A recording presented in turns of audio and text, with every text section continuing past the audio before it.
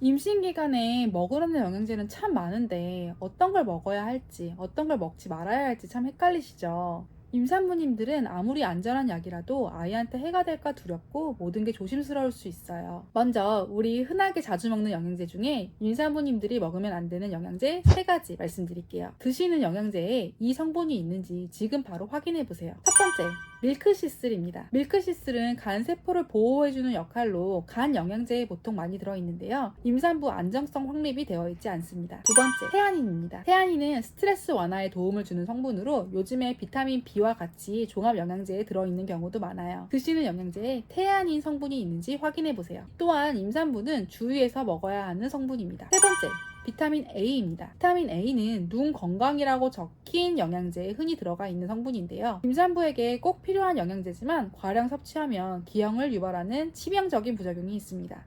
만 IU 이상은 피해주세요. 그럼 임신 중에 어떤 영양제를 먹어야 할까요? 꼭 필요한 영양소 5가지 말씀드릴게요. 첫 번째, 다 아시는 엽산입니다. 너무 중요해서 강조를 해도 지나치지 않아요. 엽산은 비타민 B9으로 신경관 결손증을 예방합니다. 그리고 임신성 고혈압 등 합병증을 예방합니다. 또 조혈 비타민으로서 임산부의 혈액 생성에 도움을 줍니다. 신경관 결손증 예방을 위해서는 임신 테스트기 2줄이 나올 때부터는 반드시 챙겨 드셔야 하고 임신 준비 3개월 전부터 남편분과 꾸준히 챙겨 드시는 것이 좋습니다. 임신 준비할 때는 최소 400마이크로그램을 권장하고요.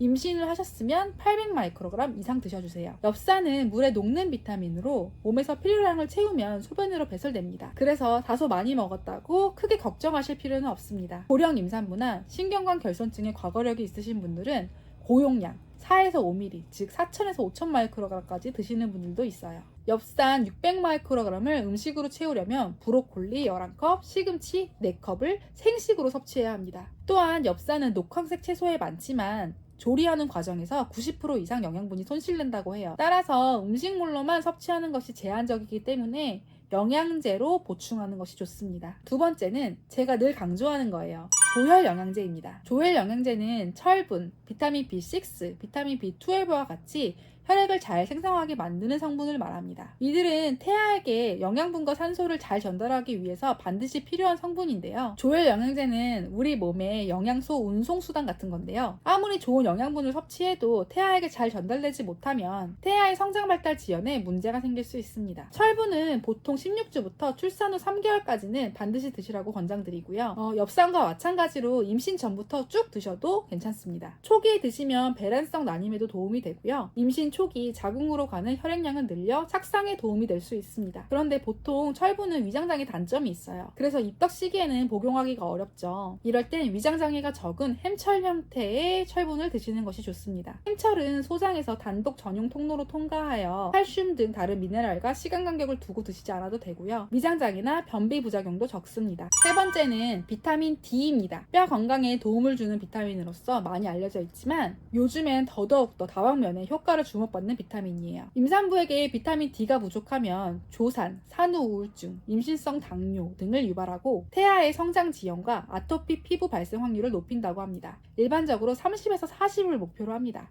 햇볕을 통해 자연 합성도 되지만요. 햇볕이 쨍쨍할 때는 선크림 바르고 낮에는 일하랴 잘 나가지도 않습니다. 그래서 우리나라 80% 이상이 비타민 D 부족이라고 해요. 보통 4,000에서 5,000 IU 먹고 유지 용량으로는 1000 IU를 먹는데요. 비타민 D는 부족해도 문제가 많지만 많아도 문제가 되는 지용성 비타민이에요.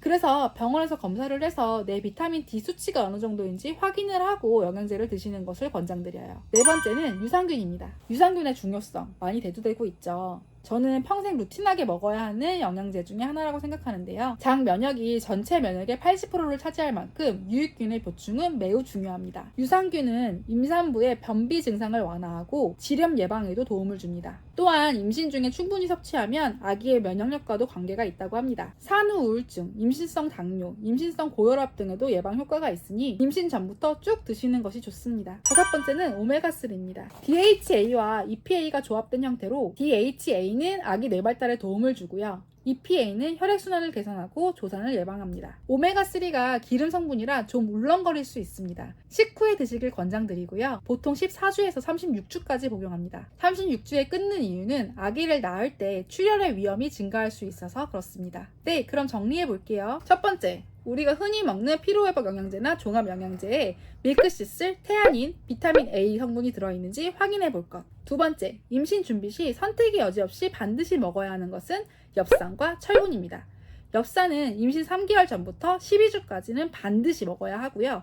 철분은 16주부터 출산 후 3개월까지는 반드시 먹어야 합니다. 요즘에는 두 가지 성분 다 임신 전부터 출산 후까지 쭉 먹는 추세입니다. 그리고 비타민 D, 유산균, 오메가3. 사실 이거는 임산부님뿐만 아니라 그냥 우리나라 사람 모두가 쭉 루틴하게 먹어야 하는 영양제라고 생각합니다. 이렇게 5가지 영양제는 챙겨 드시는 것이 좋습니다. 그리고 언제나 영양제보다 운동, 식단, 스트레스 관리가 더 중요한 거 아시죠? 이상 유리언니의 약사 조유리였습니다. 감사합니다.